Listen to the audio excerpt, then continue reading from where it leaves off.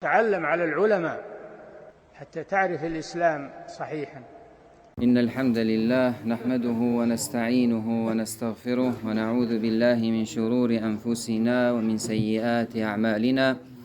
من يهده الله فلا مضل له ومن يضلل فلا هادي له، وأشهد أن لا إله إلا الله وحده لا شريك له، وأشهد أن محمدا عبده ورسوله. يا أيها الذين آمنوا اتقوا الله حق تقاته ولا تموتن إلا وأنتم مسلمون. يا أيها الناس اتقوا ربكم الذي خلقكم من نفس واحدة وخلق منها زوجها وبث منهما رجالا كثيرا ونساء، واتقوا الله الذي تساءلون به والأرحام إن الله كان عليكم رقيبا. يا أيها الذين آمنوا اتقوا الله وقولوا قولا سديدا يصلح لكم أعمالكم ويغفر لكم ذنوبكم، ومن يطع الله ورسوله فقد فاز فوزا عظيما. فإن أصدق الحديث كلام الله، وخير الهدي هدي محمد صلى الله عليه وسلم، وشر الأمور محدثاتها، وكل محدثة بدعة، وكل بدعة ضلالة، وكل ضلالة في النار. ثم أما بعد. Falenderimet dhe lavdërimet I takojnë vetëm Allahut te baraka wa taala. Salavatet dhe selamet qofshin për të dërguarin e tij Muhammedin sallallahu alaihi wasallam, për familjen e tij, për shokët e tij, si dhe për të gjithë ata që ndjekin rrugën e tyre deri në ditën e gjykimit. Në vijim të nderuar vëllezër, vazhdojmë me librin ton Fusulun fil adab apo Fusulul adab wa makarimil akhlaq ash-shar'iyya, kapitulli mbi etikën dhe virtytet e larta të moralit shariatik, nga autori Ebul Wafa Ali ibn Aqil rahimahullahu ta'ala. Fillimisht folëm rreth autorit rahimahullah, folëm rreth tematikës son, më pas vazhduam me vetë librin dhe folëm për kapitullin e parë. Kapitullin e parë, të cilin e ka shënuar autori rahimahullah, që kishte të bëjë mbi normat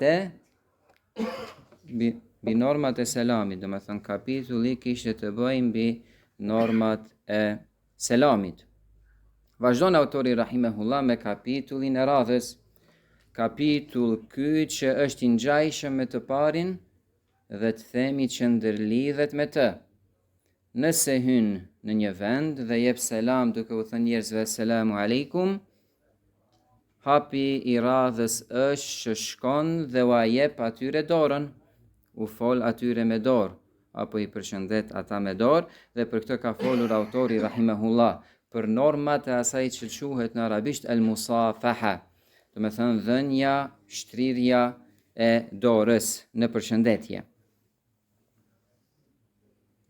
E lexojmë fillimisht atë që e ka thënë autori rahimahullah, më pas dalemi me çdo pikë me ca komente të shejkhut ton Arafat El Muhammedi, Allahu e ruajt, dhe më pas inshallah do ta mbyllim me një histori dhe një ngjarje të bukur. Ka thënë autori rahimahullah: "Wal musafahatu mustahabbatun bayna ar-rajulayn." Dhe dhënia e dorës, shtrirja e dorës gjatë përshëndetjes është mustahabba, është pra diçka e preferuar midis dy burrave. Thot: "Wala tajuzu musafahatu an-nisa'i ash-shawab." Dhe nuk lejohet që njeriu t'ia jap dorën grave të reja. Pra, el-musafaha në origjinën e saj, norma shariatike është mustahabba midis burrave dhe e njëjta midis grave në mes veti. Mirë po nuk lejohet, thot autori rahimahullah, që njeriu burrit t'ia jap dorën grave të reja. Li'anna dhalika yuthiru ash-shahwa. Për shkak se kjo, pra dhënia e dorës ndaj grave të reja, si shkak I kësaj rezulton tek njeriu fitneja, rrezikon tek ai epshi, pra që të rritet epshi I tij dhe bën haram. Dhe thot rahimahullah: "Wala ba'sa bil mu'anaqa." Dhe nuk ka gjë që njeriu të përqafoj. nuk ka gjë që njeriu të përqafoj. Nuk bëhet fjalë tash se ti përqafoj burri gratë, do të thonë ndron autori temën, sikur se thamë që në fillim të parathënies se autori rahimehullah flet në pika të shkurtra për çdo normë. Pra foli për normën e parë, al-musafaha, dhënia e dorës është mustahab midis burrave. Norma e dytë, nuk lejohet që burri t'u ashtri dorën grave të reja. Norma e tretë, al-mu'anaqa, përqafimi. Thotë dhe nuk ka gjë që njeriu të përqafoj. Kuptohet, burri burrin, gruaja gruan. Wa taqbil ar-ra'si wal yadi liman yakunu min ahli ad-din aw al-ilm wa kibari sinni fi al-islam. Pra thot, nuk ka gjë përqafimi, apo puthja e kokës apo dorës atyre njerëzve që janë njerëz të fetarisë, të diturisë, apo njerëz të moshës në islam. Pra, këto njerëz, nëse janë të shtyr në moshë, kanë dituri dhe kanë fetari, këtyre njerëzve lejohet që njeriu t'u aputh dorën, kokën dhe t'i përqafoj ata. Thot wa yustahabbu al-qiyamu lil-imami al-adil. Norma e katërt apo e pestë, dhe preferohet që njeriu të qohet në këmbë për prijesin e drejtë. Wal walidain, për prindërit e tij. Wa ahli ad-dini wal wara'i wal ilmi wal karami wal nasab wala yustahabbu li ghayri haula. Dhe thot preferohet që njeriu të qohet në këmbë nëse vjen pra futet prijesi i drejtë, prijesi i muslimanëve, prindërit e personit, apo njerëzit e dijes, diturisë, bujarisë dhe nesebit, pra ata njerëz që kanë neseb të mirë, vinë nga një familje me nder dhe kështu me radhë, dhe thot nuk preferohet kjo gjë për dikë tjetër. Pra që të qohet njeriu në këmbë për ta. Sidoqoftë, biidhnillah do të lexojmë tafsilin apo komentet dhe shpjegimin për secilin prej këtyre pikëve. Vazhdojmë me atë që tha autori rahimahullah wal musafahatu mustahabbatun bayna ar-rajulayn, pra që njeriu t'i jap dorën burri burrit është mustahab. Tham pasi që ka folur autori rahimahullah për selamin, është apo ka bërë intikal, ka hyrë direkt në temën tjetër që e pason atë, pra që është dhënia apo shtrirja e dorës. Përse parashtrohet pyetja për shkak se kur njeriu jep selam, hapi i radhës siç tham është që ai shkon, e shtrin dorën dhe i përshëndet ata edhe me dorë, me atë që thuhet el musafaha. Dhe tham që kjo gjë është mustahabbe, është diçka e preferuar, dhe çdo herë kur kategorizohen veprat në norma sheriatike, duhet që njeriu të posedojë argumente, pra nuk bën që të themi se është mustahabbe pa pasur argument, dhe argumentet që e bëjnë këtë vepër si mustahabbe është argumenti i Ka'b ibn Malik radhiyallahu anhu, pra atëherë kur zbriti ajeti i pranimit të pendimit të tij dhe u gëzuan të gjithë sahabët me këtë gjë, hyri në xhamia ai radhiyallahu anhu dhe Talha ibn Ubaidillah qama wa harwala ilayhi, u qua dhe përshpejtoi për tek ai. Fa qala Ka'bun hatta safahani wa hanna'ani. Pra Talha u qua në këmbë dhe erdhi tekun me shpejtim, me shpejtësi, dhe el-harwala në arabisht nuk është as ecja dhe as vrapi, është ajo ecje e shpejt. Pra është shuar Talha radhiyallahu anhu dhe ka shkuar me shpejtësi te Ka'bi dhe ja ka dhënë dorën. Aleikum selam wa rahmatullah.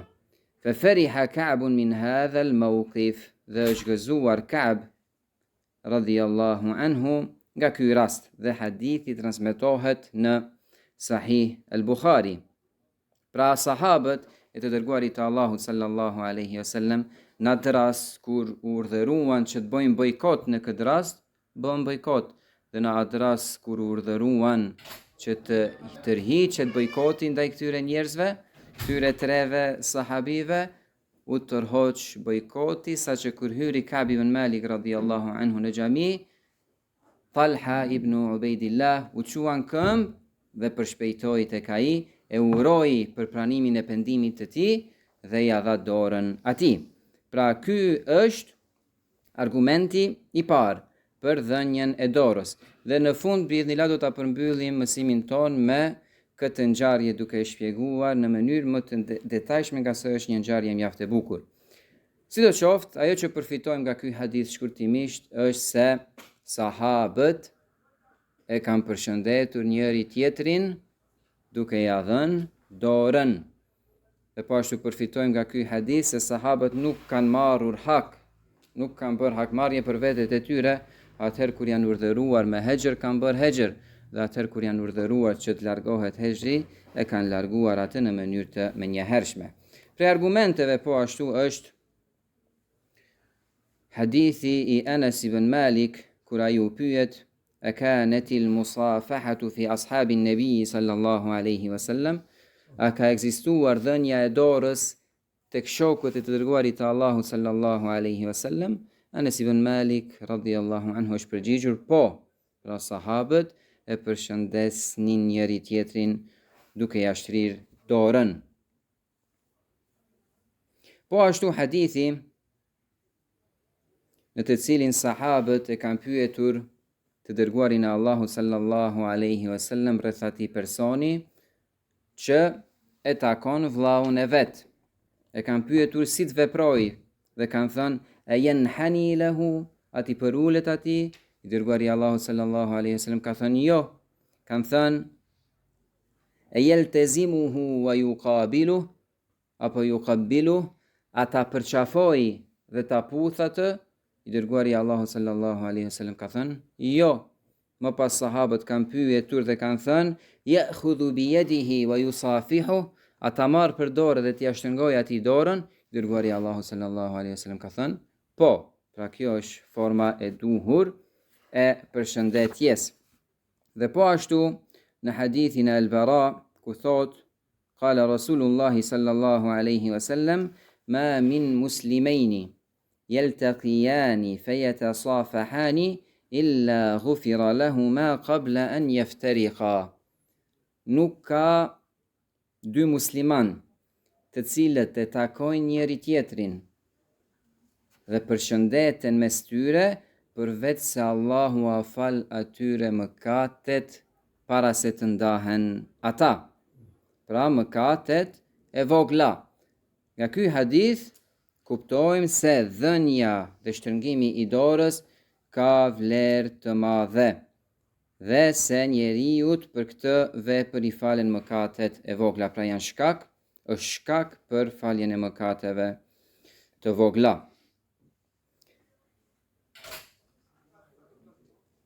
Pra autori rahimahullah ka thënë: "Wal musafahatu mustahabbatun bayna ar-rajulayn." Dhe dhënia për shtrëngimi i duarve është mustahab midis dy burrave. Sheikh Arafat, Allahu e ruaj, thot: "Kadhalika al-musafahatu bayna imra'atayn." Njëjt është norma edhe për dy gra që përshëndesin njëra tjetrën. Pra është mustahab që ato dyja ta përshëndesin njëra tjetrën dhe t'i folin njëra tjetrës me dorë. Dhe po ashtu një moral tjetër i shtohet kësaj vepre, që po ashtu ka ardhur në hadith, dhe ky moral dhe kjo etik është buzëqeshja. Autori rahimahullah nuk e ka përmendur këtë, mi për Sheikh Arafat në koment e përmend: "Kur njeriu e takon vllaun e vet, i jep atij selam, ja shtrëngon atij dorën, dhe morali i radhës është që i buzëqesh atij në fytyrë." Dhe për këtë argument është hadithi i Abu Dharrit radhiyallahu anhu, ku thot se i dërguari i Allahut sallallahu alaihi wasallam ka thënë: "La tahqiranna min al-ma'rufi shay'a", mos përbuzni asgjë prej veprave të mira.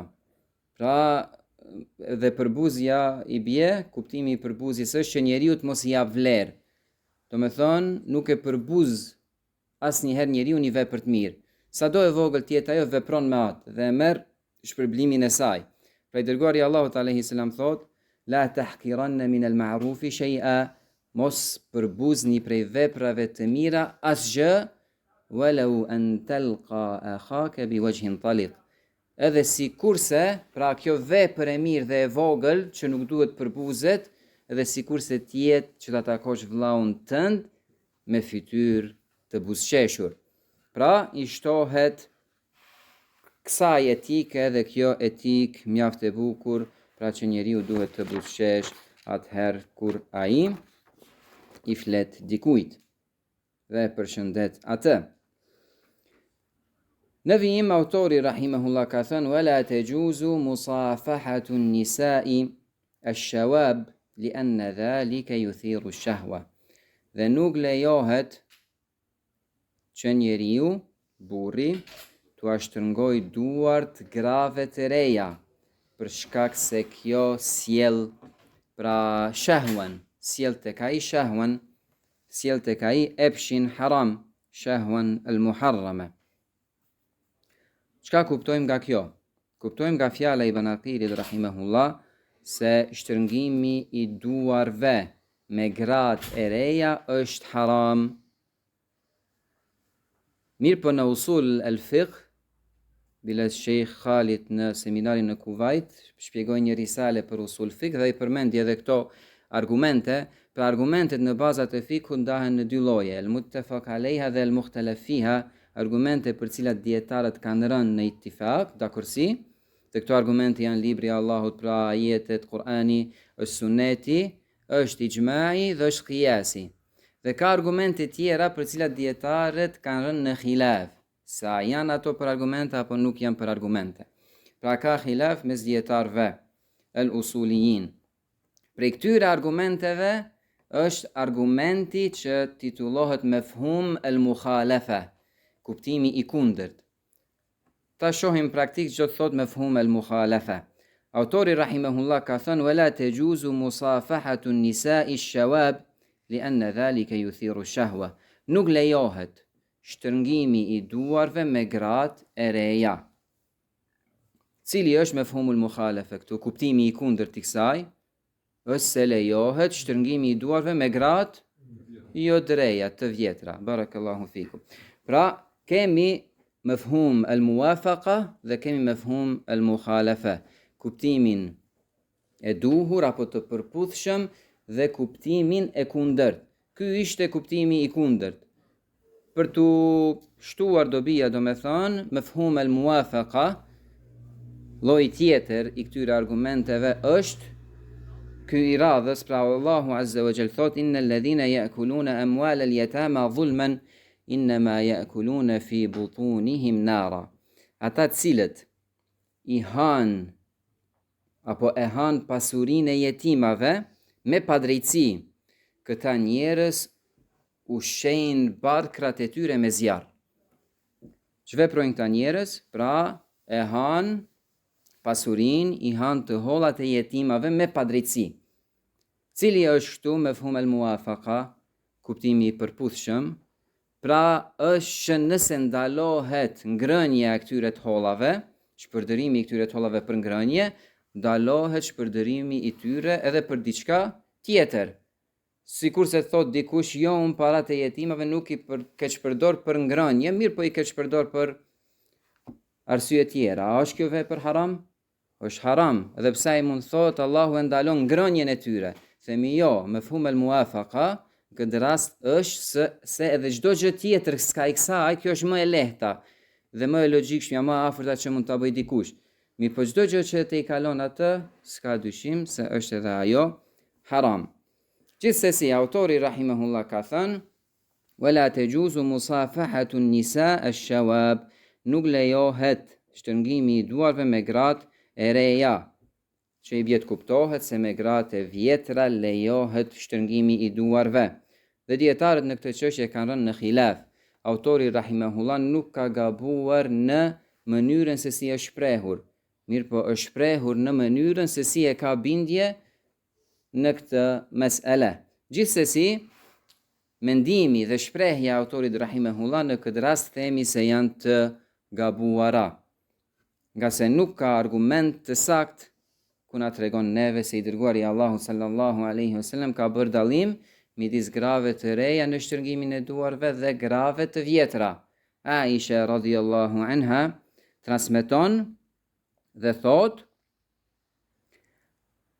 La wallahi ma massat yadu rasulillahi sallallahu alaihi wasallam yad imra'atin qat ghayra annahu kana yubayi'uhunna bil kalam. Pra i dërguari i Allahut apo dora e të dërguarit të Allahut sallallahu alaihi wasallam nuk ka prekur kur dorën e një gruaje tjetër, përveç se pra atër kur ja kanë vënë besën, ka ndodhur kjo me të shprehur. Mirë po hadithi Aishës radhiyallahu anha është i përgjithshëm. Pra i dërguari i Allahut sallallahu alaihi wasallam dora e tij nuk ka prekur dorën e një gruaje të huaj, qoftë ajo e re apo qoftë ajo e vjetër, përveç atyre grave pra që i ka pasur ai sallallahu alaihi wasallam maharim. Dhe po ashtu hadith tjetër që e përforcon këtë është hadithi cilin e ka saktësuar e Sheikh al-Albani, Allahu e mëshiroft, ku i dërguari Allahu sallallahu alaihi wasallam thot: La an yut'anu fi ra'si ahadikum bi mikhyatin min hadid khairun lahu min an yamassa imra'atan la tahillu lahu. Thot alayhi salam, sikurse të goditet dikush prej juve me një thupër të hekurt, apo me një gosht të madhe, metal të hekur dhe në pret, apo me një gjilpër të madhe, sikurse të goditet dikush pra me këtë lloj të hekurit në kokën e tij, pra të shpohet atij koka prej këtij hekurit dhe këtij metali, është më e mirë se sa që të prek një grua e cila nuk është halal për të. Pra dënimi, kuptojmë nga hadithi se dënimi për këtë vepër është mjaft i rëndë, dhe kuptojmë nga hadithi se i dërguari Allahu sallallahu alaihi wasallam nuk ka bërë dallim midis grave a janë të reja apo të vjetra, as në veprat e tij dhe as në urdhërat e tij. Të dyja këto pajtohen me umumin, me përgjithsinë, pra se çdo shtrëngim midis burrave dhe grave është i ndaluar. Thot autori rahimahullah: Wala ba'sa bil mu'anaqa, dhe nuk ka gjë që njeriu të përqafoj, pra që burri ta përqafoj burrin apo gruaja gruan. Sa i përket,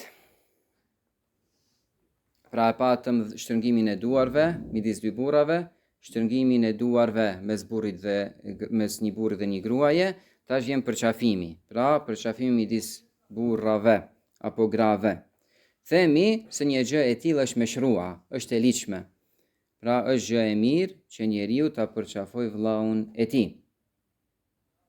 Dhe ka prej dietarëve që kanë thënë se kjo nuk është në formën e përgjithshme. Nuk është sikurse dhënia e dorës. Përqafimi ka sebepe tjera. Pra kanë ardhur argumente të ndryshme se sahabët e kanë përqafuar njëri tjetrin pas udhëtimit, pas kthimit nga udhëtimi. Dhe Sheikh Arafati, Allahu e ruaj, thot: Wala ba'sa an yu'aniqa ar-rajulu man yuhibbu idha iltaqa bihi. Dhe nuk ka gjë që njeriu ta përqafoj atë që e don, e ka afër zemrës kur e takon atë. Mirë, nuk bëhet nëse e takon një person brenda ditës disa herë, nuk bëhet përqafimi, për shkak se nuk është arsye. Gjithsesi, prej argumenteve për këtë gjë është një hadith mjaft i bukur, hadithi i Ebul Harith apo Ebul Haytham, hadithi i Ebul Haytham. Pra një natë i dërguari Allahu sallallahu alaihi wasallam doli nga shtëpia e tij. Dhe vetë nga kjo ibarë, nga kjo shprehje, kuptojmë se është diçka e çuditshme, a del personi në mënyrë zakont natën nga shtëpia e tij? Jo. Kështu veproi i dërguari Allahu sallallahu alaihi wasallam për shkak të urisë së madhe. Kishte uri të madhe, aq të madhe sa që njeriu nuk mund as të flejë dhe të pushojë. dhe doli nga shtëpia e tij sallallahu alaihi wasallam. Mirë po kur doli, e takoi Abu Bekrin radhiyallahu anhu dhe po ashtu Omerin radhiyallahu anhu dhe i pyeti pra për arsyeën e daljes së tyre dhe tha njëri prej tyre ma akhrajana illa al-ju'. Pra nuk na kanë nxjerrur nga shtëpitë tona asgjë tjetër pos urisë së madhe. Gjithsesi, të tret shkuan tek shtëpia e Ebul Haytham at-Tayyihan. Dhe ky person, Ebul Haytham at-Tayyihan, pra ka qenë një person i cili ka pasur palma të hurmave të shumta dhe ka pasur bagti të shumta. Mirë po ka qenë person me mentalitetin e atill sa që nuk ka përdorur shërbëtor në shtëpinë e vete. Pra i ka shërbyer vetë ai vetes tij me kullotje të bagtive, me mbledhje të hurmave, me marrje të ujit, domethënë gjitha këto gjëra i ka shërbyer vetes së tij dhe familjes së tij. Sidoqoftë kur i dërguari Allahun sallallahu alaihi wasallam bashkë me Abu Bekrin dhe Omerin radhiyallahu anhuma shkuan dhe trokitën në shtëpinë e tij, gruaja e tij u përgjigj dhe e pyeti i dërguari Allahut alaihi salam ku është Ebul Haytham at-Tayyihan. Ajo tha ka shkuar për të marrur ujë. Pra ka shkuar për të marrur ujë se nuk kam pasur ujë në shtëpi. Gjithsesi i ka pritur pra në dhomën e burrave të themi këto pra Abu Bekr të dërguarin e Allahut alayhi salam Abu Bekrin dhe Omerin, kjo grua, dhe kur ka ardhur Ebul Haytham nga marrja e ujit, është gëzuar tej mase kur ka parë se çfarë musafiri është duke e pritur atë në shtëpinë e tij.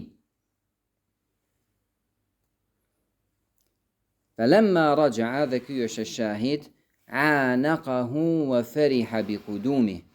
Pra kur u kthye me ujin Ebul Haytham dhe e pa të dërguarin e Allahut sallallahu alaihi wasallam duke pritur tek ai, e përqafoi atë fort dhe u gëzua tej mase për vizitën e tij. Tema jonë është përqafimi. Pra ky është shahid. Nga ky hadith, ky është argumenti sepse bëhet përqafimi kur njeriu e takon dikë që e don tej mase, dikë që se ka parë gjatë kohësh kthyer prej udhëtimit, dikë që ka vlerë në dituri, ka moshë të shtyer, pra pozitë që meriton respekt. Nuk ka gjë, mirë po tham, nuk bëhet në formë të përgjithshme. Pra el mu'anaqa, përqafimi bëhet me shkaqe të ndryshme, sikurse kthimi pas udhëtimit, mosha e shtyer, dituria, vlera dhe kështu me radhë. Për këtë autori rahimahullah ka thënë, nuk ka gjë që njeriu të përqafoj, apo t'i apudh kokën apo dorën dikujt që është prej njerëzve të fetarisë, të diturisë, apo është në moshë të shtyer në islam. Kuptojmë nga kjo se nuk është në formën e saj të përgjithshme. Nëse personi është njeri i ditur, lejohet që t'ja puthësh kokën apo dorën apo ta përqafosh atë. Nëse është i shtyer në moshë, një gjë e tillë lejohet. Dhe shembuj tjera që ka dhënë autori rahimullah, pra nëse ka fetari dhe kështu me radhë.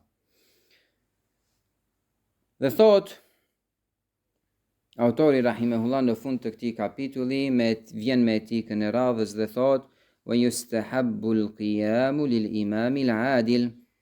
Është mustahab, preferohet që njeriu të shohet në këmbë për prijesin e drejtë, për prindërit e tij, për njerëzit e fetarisë, diturisë, bujarisë dhe nesebit. وَلَا يُسْتَحَبُّ لِغَيْرِ هَؤُلَاءِ. Dhe nuk preferohet një gjë e tillë për dikë tjetër përveç këtyre.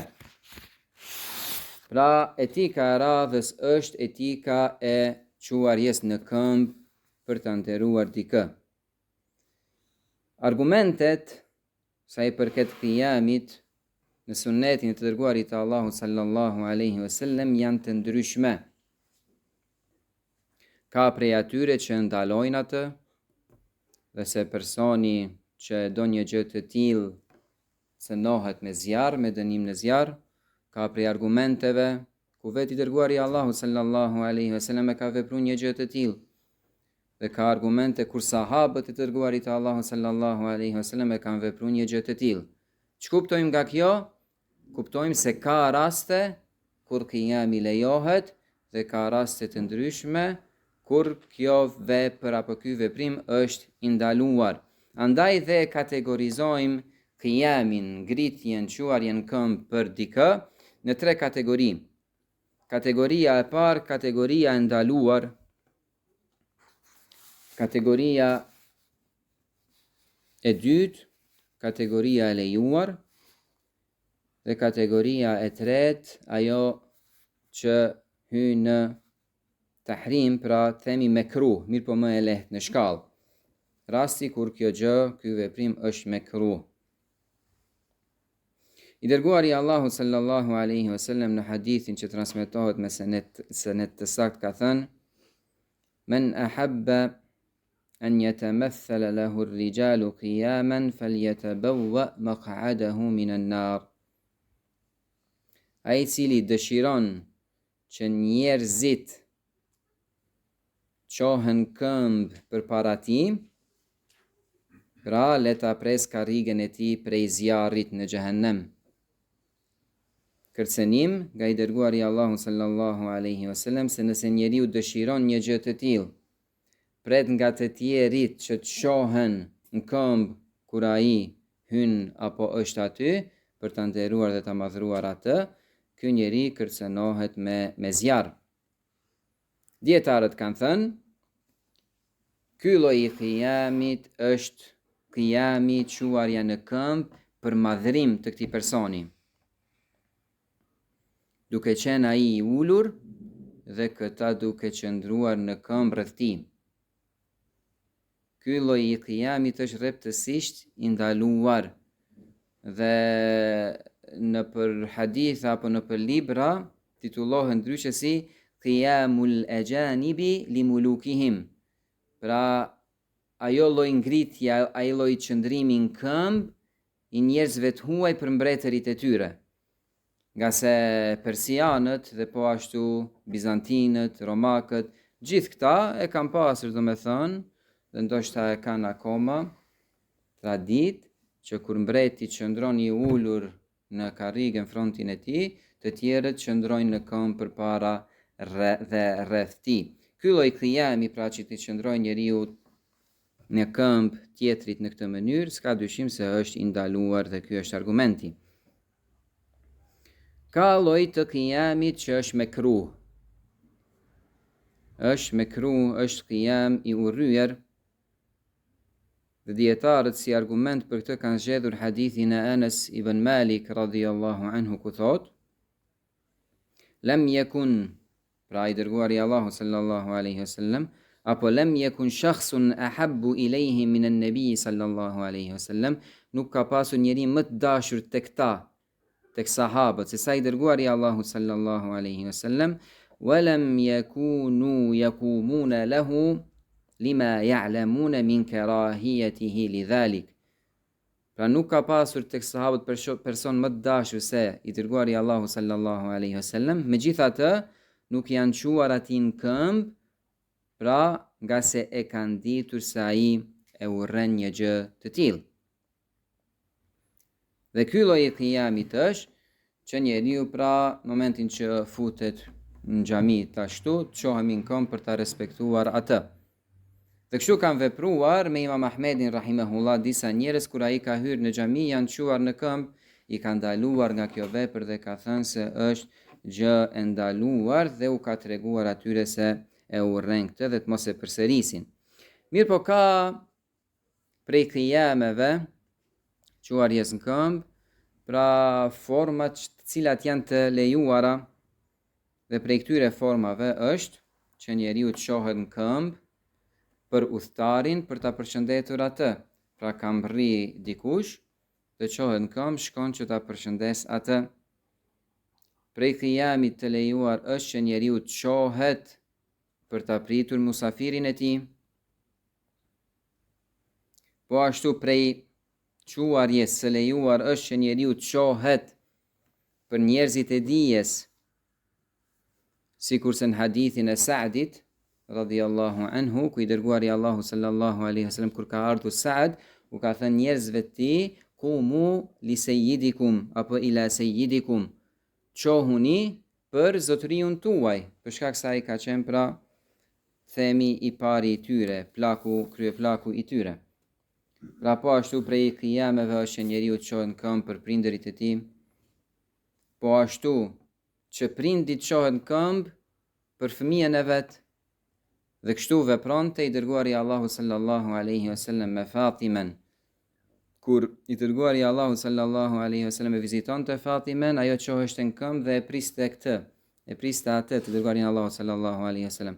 Dhe e njëjta ndodhte kur Fatime vinte tek I dërguari Allahu sallallahu alaihi wasallam, I dërguari Allahu sallallahu alaihi wasallam qoheshte në këmbë, e merrte për dorë dhe e ulte tek vendi ku është ulur ai sallallahu alaihi wasallam.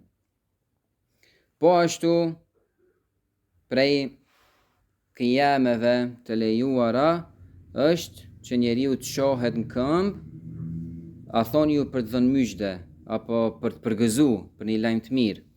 Dhe ky lloj argumenti pra, apo lloj qiyami të themi, është I bazuar në argumentin që përmendëm më herët në historinë e Ka'b ibn Malik radhiyallahu anhu, kur ai kur zbriti ajeti se ati dhe dy shokëve të tij është pranuar pendimi dhe hyri në xhami, Talha ibn Ubaidillah radhiyallahu anhu çveproi, u qua në këmbë dhe shkoi tek ai, e uroi dhe e përshëndeti atë pra për ta përgëzuar.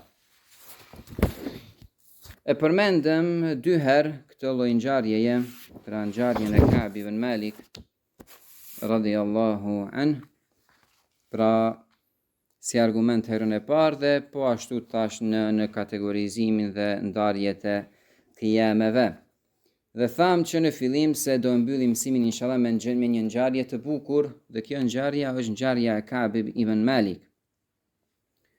Hadithet janë disa hadithe, nëse s'gaboj, dhe njëri prej tyre është hadithi që transmeton djali I tij, Abdullah ibn Ka'b, transmeton për babain e vet historinë e tij kur ai nuk mori pjesë në luftën apo betejën e Tebukut. Betejën e Tebuk. Kjo ngjarje është pra ngjarja e Ghazwet Tebuk apo takhalluf Ka'b ibn Malik an Ghazwet Tebuk. Dhe Ghazwet Tebuk është prej betejave të fundit që I ka luftuar apo ka marrur pjesë në to I dërguari Allahut sallallahu alaihi wasallam, dhe ka ndodhur në vitin e 9 të hijretit dhe ka qenë kundër bizantinëve, dhe dihet se qyteti I Tebukit është qytet në veri të Saudis. Pra në harë themi në veri të Saudis dhe diku 700 kilometra larg Medines, qytetit të dërguarit të Allahu sallallahu alaihi wasallam.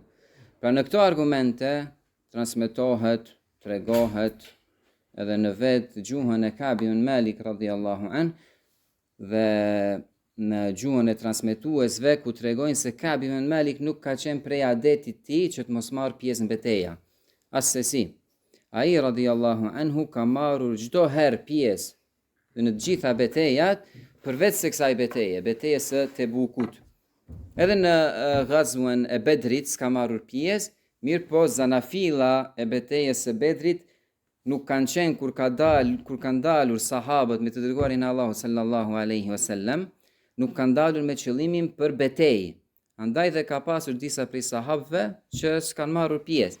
Mirë po në Ghazwen e Tebukit, I dërguari Allahu sallallahu alaihi wasallam e ka përgatitur ushtrinë para përgatitje për ditë me radhë, dhe ka qenë ushtri e madhe dhe nuk ka pasur domethënë dyshim në të se nuk do të ketë betejë. Nga se zakonisht I dërguari Allahu sallallahu alaihi wasallam I ka para përgatitur sahabët me teorie, nuk u ka thënë në mënyrë të drejt për drejt se shkojnë për mbete. Mirë po kësaj radhe Pra duke qenë aq me rëndësi, ua ka thënë në mënyrë të prehtë se shkojmë për betejë, andaj dhe janë përgatitur, kështu ka vepruar dhe Ka'b ibn Malik, pra i ka përgatitur dy kuajt e tij, armët e tij dhe kështu me radhë.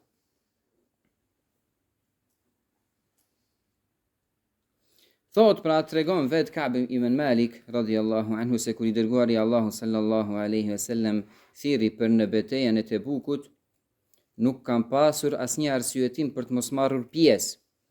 Pra kanë poseduar fuqi në trup dhe pasurim.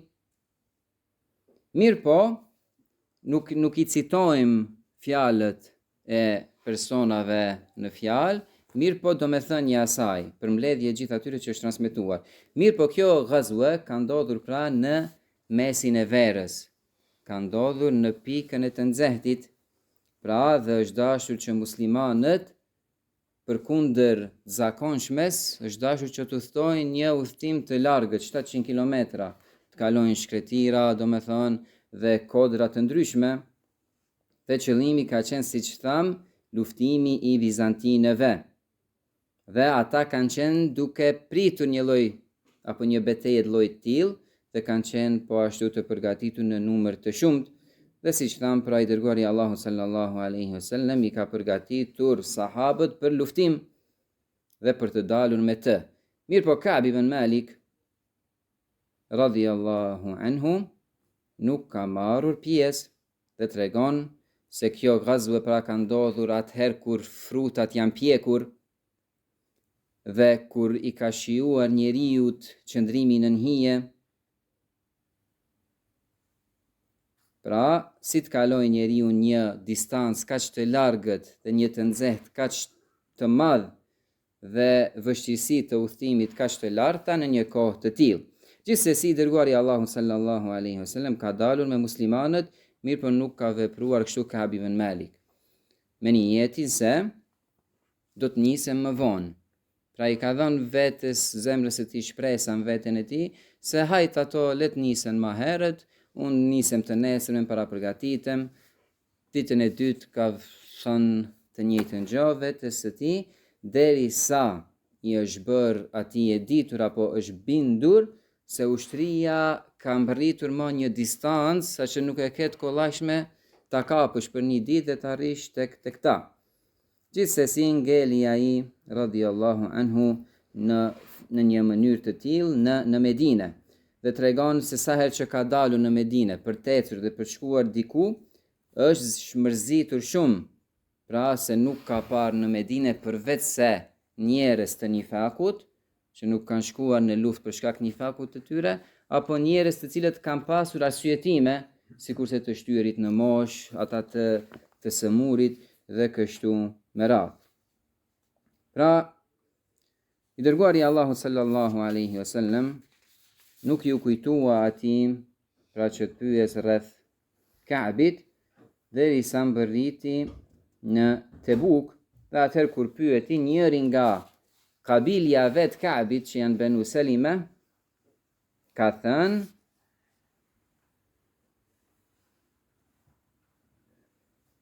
do me thënë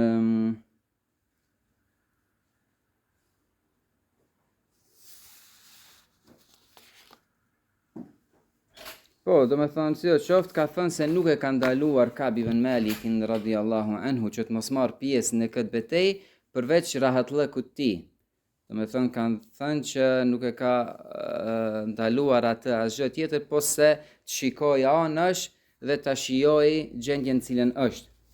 Dhe kur e ka thënë ky person këtë fjalë, Muadh ibn Jabal radhiyallahu anhu e ka mbrojtur Ka'b ibn Malik dhe ka thënë se Ka'bi është prej pra vëllezërve të mirë, nuk njohin prej tij përveç se mirë dhe kështu me radhë.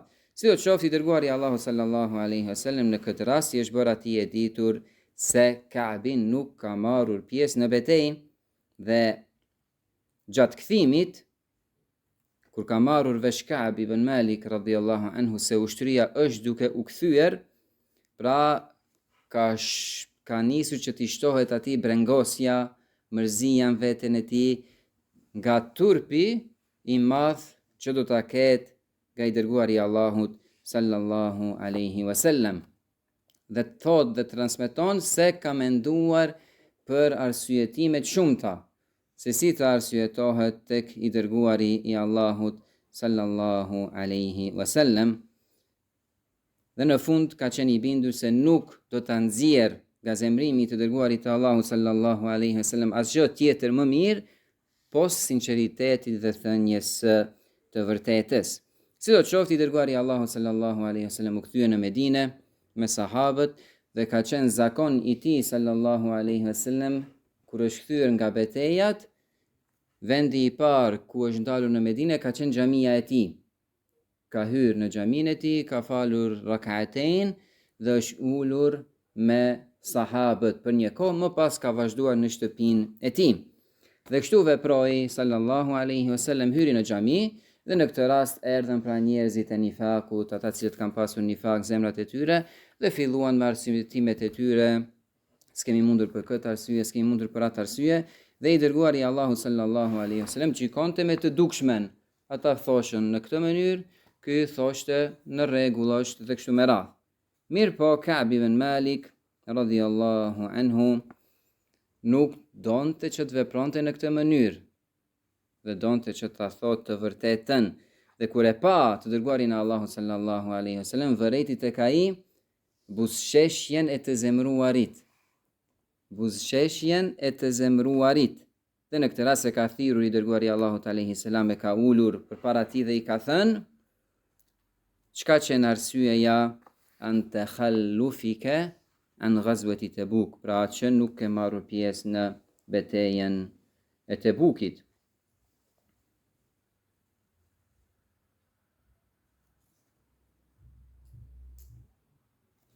Dhe tregon Ka'b radhiyallahu anhu dhe thot, sikurse t'ishte një person tjetër përveç dërguarit të Allahut sallallahu alaihi wasallam përballë meje, pa marrë parasysh kush do qoftë ai, do të kisha mundur t'ia kthej atij mizaxhin,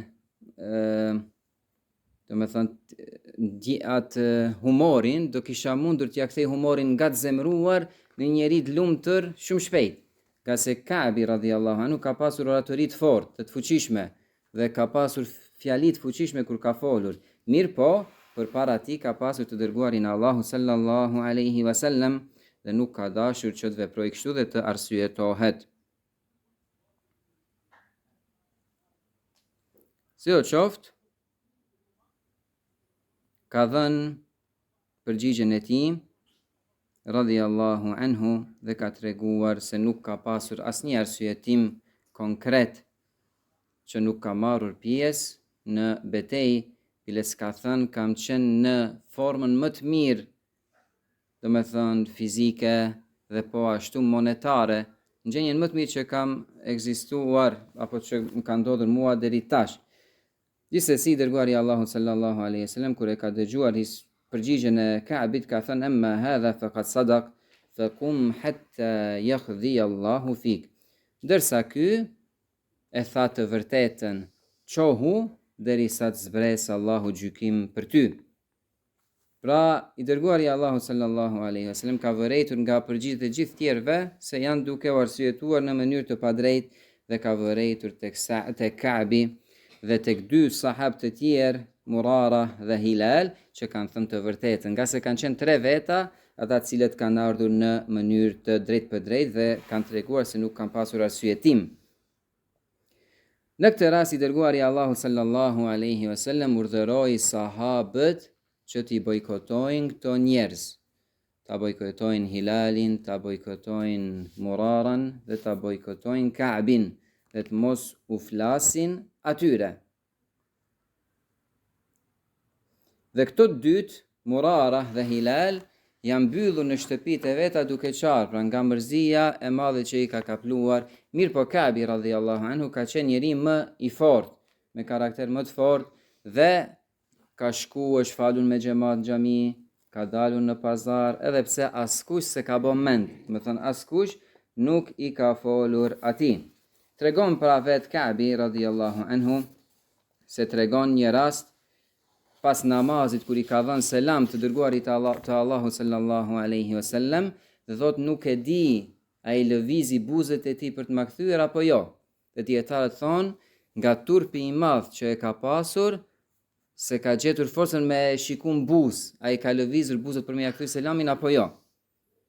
Dhe po ashtu tregon radiallahu anhu se njëherë, pas disa ditëve kur i është shtuar huajsia e madhe, në cilën ka qenë, ka vizituar djalin e axhës vet, djalin e xhaxhait tij, dhe ka kërcyer mbi mur dhe ka shku tek ai dhe i ka dhënë selam, dhe ai nuk ja ka kthyer atij dhe e ka pyetur dhe i ka thënë disa herë fjalë të ndryshme, hel ta'lamuni uhibbullaha wa rasulaha, nuk e di ti që unë e dua Allahun dhe të dërguarin e tij? Kushëriri i tij ja ka kthyer vetëm me, duke mos u folur atij në mënyrë të drejtë me fjalën Allahu a'lam, Allahu wa rasuluhu a'lam, Allahu dhe i dërguari i tij e din më së miri. Kur e ka parë këtë gjendje dhe këtë rast nga djali i xhaxhait tij, pra i mbushur syt me ujë Ka'bit radiallahu anhu, duke realizuar se çfarë veprimi ka vepruar që ka sjellur atë në këtë grad. Sa që transmetohet kur është larguar, nuk është larguar nga dera, i ka hypur murit prap për të larguar në formën siç ka ardhur, radiallahu anhu. Dhe pra pas kalimit të 40 netëve, prej atyre 50 që ka qenë dhe ka ndodhur ky bojkot i gjithëve ndaj këtyre sahabive, pas kalimit të 40 netëve i dërguari Allahu sallallahu alaihi wasallam ka dhënë urdhërin që të largohet nga gruaja e tij, mos ketë kontakt me gruan e vete, me nonën e fëmijëve të tij. Dhe kështu ka vepruar, ka urdhëruar Ka'bi radhiyallahu anhu që gruaja e tij të shkojë tek prindërit e saj. Dhe derisa u mbushën 50 ditë, dhe në mëngjesin, në fexhrin e ditës së 50 prej hexhrit pra, ka zbritur ajeti Allahut azza wa jall, hatta idha dhaqat alejhim al-ardu bima rahubat wa dhaqat alejhim anfusuhum, pra derisa u ngushtua atyre toka dhe çdo gjë që ekzistonte në të, dhe i u ngushtuan atyre pa atyre tre burrave vetet nefset e tyre. Gjithsesi, në mëngjesin e ditës së 50, Ka'b ibn Malik radhiyallahu anhu dëgjoi një zë të lartë duke thirrur, yunadi bi a'la sauti, duke hypur në kodrën e Sila, që quhet në Medinë, dhe ka thënë, ja Ka'b ibn Malik, abshir, o Ka'b ibn Malik, të përgëzoj. Në këtë rast e ka kuptuar se i është pranuar këtij pendimi dhe ka rënë në sejdë për ta falendëruar Allahun te baraka wa taala. Pra i është bërë atij e ditur se i është pranuar atij pendimi, andaj dhe ka shkuar me shpejtësi tek dy shokët e tij, Murara dhe Hilal, dhe kanë përgëzuar njëri tjetrin. Po ashtu ka përshpejtuar e Zubair ibn Awam radhiyallahu anhu, i ka hypur kalit të tij për shkuar te Ka'bi për ta përgëzuar për këtë lajm të mirë që ka zbritur, dhe kur e ka parë, domethënë kalin e tij prej largti, s'ka pritur që të mrri kali tek vendi i tij, mirë po ka ngritur zorin e tij për ta përgëzuar, nga se zëri është më i shpejtë se sa kali i tij që ka shpejtuar drejt tij. Dhe po ashtu kur ka ardhur pronari i zërit parë, që ka hypur në kodër, siç tham, që ka pasur emrin Hamza ibn Amr al-Aslami, kur e ka parë këtë person, Ka'bi radhiyallahu anhu ja ka dhuruar atij thëubin e tij që e ka pasur veshur, nga gëzimi i madh. Dhe tek ne ekziston myqte për gëzim, njerëzit japin diçka si dhuratë. Ja ka dhënë gjën e vetme që e ka pasur në pronë atë ditë dhe atë moment. Ja ka dhënë për dhuratë. Sa që i është dashur të marrë një thëub tjetër, do me thonë hua, ose si themi, për të shku në xhami tek sahabët të dërguarit të Allahu sallallahu alaihi wasallam. Dhe duke shkuar në xhami, pra sahabët të shumë të kanë takuar dhe kanë përgëzuar atë për pendimin e tij, dhe kur ka hyrë në xhami e ka parë të dërguarin Allahu sallallahu alaihi wasallam duke qenë i ulur dhe për rreth tij sahabët e tij. Dhe më pas çka ndodhur? është shuar në këmbë Talha ibn Ubaidillah dhe ka shpejtuar të ka nga gëzimi i madh për ta përshëndetur dhe për ta përgëzuar. Dhe kështu veproi dhe thot Ka'bi e ka përmendur shpesh herë la ansaha li Talha, kur nuk ja harroj Talhas, me thënë për këtë lloj veprimi që e ka bërë ndaj tij. Si o qoftë ka mbërritur tek i dërguari Allahu sallallahu alaihi wasallam dhe i dërguari Allahu sallallahu alaihi wasallam nga gëzimi i madh i ka thënë abshir bi khairi yawmin mundhu waladatka ummuk, përgëzo pra o Ka'b për ditën më të mirë që kur të ka lindur ty nëna jote. Dhe atëherë i ka thënë Ka'bi të dërguarit të Allahu sallallahu alaihi wasallam amin indika ya Rasulullah am min indillah, a prej teje o i dërguari Allahut vjen ky përgëzim apo prej Allahut? Ka thënë alaihi salam bel min indillah, kjo vjen nga Allahu azza wa jall. Dhe këto ajete që kanë zbritur pra janë ajetet në surën Tauba ku Allahu tebaraka wa taala thot laqad taba Allahu ala an-nabiyyi wal muhajirin wal ansar alladhina ittaba'uhu fi sa'ati al-usra. Allahu wa ka falur profetit, muhajirëve dhe ensarve, ata të cilët e kanë ndjekur të dërguarin e Allahut alayhi salam, pra fi sa'ati al-usra, në kohën e vështirë, në kohën e luftimit në betejën e Tebukut. Pra Allahu i ka falur këta, gjithë që kanë marrur pjesë në këtë, min ba'di ma kada yazighu qulubu fariqin minhum, pra pasi që disa prej zemrave tyre gati se sa u luhatën, pra vështirësit mëdha kanë kaluar sa që kanë luftuar edhe me vetet e tyre radiyallahu anhum. Thumma taba alejhim innehu bihim raufur rahim, me të vërtet Allahu i fali ata dhe Allahu është i butë dhe mëshirues. Wa ala thalathati alladhina khullifu, ndërsa për ato tre, ata tre, cilët janë këto tre? Kush mi përmend emrat? Ka'b, Malik, Murara dhe Hilali, po. Wa ala thalathati alladhina khullifu, ndërsa ata të tre, të cilët nuk morën pjesë, hatta idha dhaqat alejhim al-ardu bima rahubat, derisa u ngushtu toka për këta njerëz. Sa që Ka'b ibn Malik radiyallahu anhu tregon, leje që njerëzit dukeshin të ndryshëm, po dhe vetë toka, trulli si trull, ishte i ndryshëm ndaj meje. Hatta idha dhaqat alejhim al-ardu bima rahubat, pra u ngushtua atyre toka. Wa dhaqat alejhim anfusuhum, u ngushtuan vetet e tyre për ta, wa dhannu alla malja'a min Allahi illa ilejh, dhe në këtë rast u bindën fort se nuk ka kthim për vetë se tek Allahu. Thumma taba alejhim liyatubu, Allahu a pranoi atyre pendimin që të pendohen. Inna Allaha huwa at-tawwabur rahim, me të vërtet Allahu është ai që pranon pendimin dhe është mëshirues. Dhe ajeti tjetër që vijon në sura është, pra Allahu azza wa jall ka përmendur rastin e atyre që kanë marrur pjesë në betejën e Tebukut, ka përmendur rastin e këtyre treve që s'kanë marrur pjesë, mirë po kanë pasur sinqeritet nga gabimin e tyre që kanë bërë dhe janë kthyer tek ai. Dhe më pas Allahu azza wa jall ka dhënë urdhër për të gjithë besimtarët dhe thot ja eyyuhalladhina amanu, o i cilët keni besuar, ittaqullah, keni frikë Allahun, wa kunu ma'as sadiqin, dhe çdo herë qëndroni me të devotshmit dhe të drejtët.